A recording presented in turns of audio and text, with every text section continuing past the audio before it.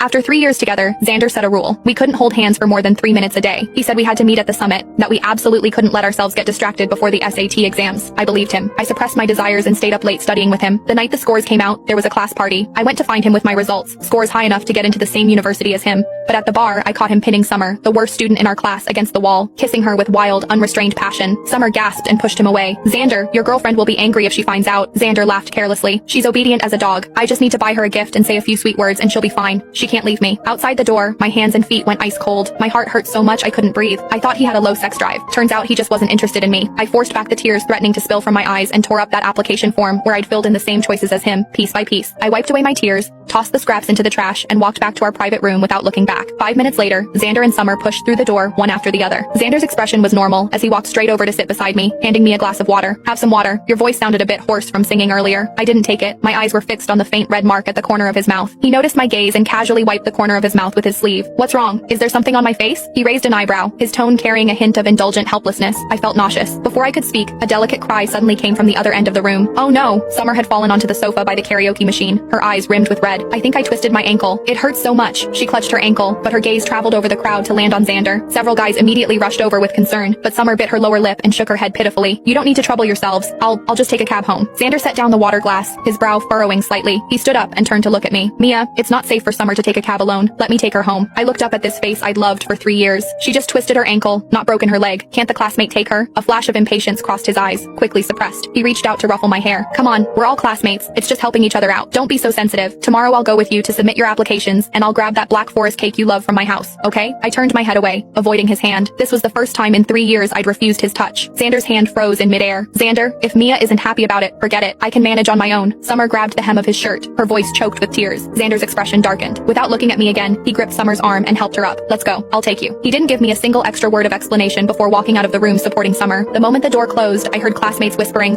"Xander is way too good to Summer. I'm surprised Mia isn't even mad." When the party ended, it was already 10 at night. I walked the streets alone, passing by the corner convenience store that Xander and I used to frequent. My feet seemed nailed to the ground. Through the glass, I saw a young couple in school uniforms huddled together working on homework. The boy draped his jacket over the girl's shoulders, saying something in a low voice. I stood in the wind, my nails digging deep into the soft flesh of my palms. The sharp pain came, and my eyes instantly rimmed red, but I bit my lip hard, refusing to let the tears fall. Back home, I turned on my computer by the light of the street lamp streaming through the window. The screen lit up. In the center of the desktop was a folder named MIT Sprint. It contained scanned copies of every handwritten note Xander had made for me over these 3 years. My hand gripped the mouse, the cursor hovering over that folder for a full 30 seconds. Then I permanently deleted it. Just then, my phone on the desk suddenly lit up. It was a shopping link from Xander, a white floral dress. Immediately, a second message popped up. "Wear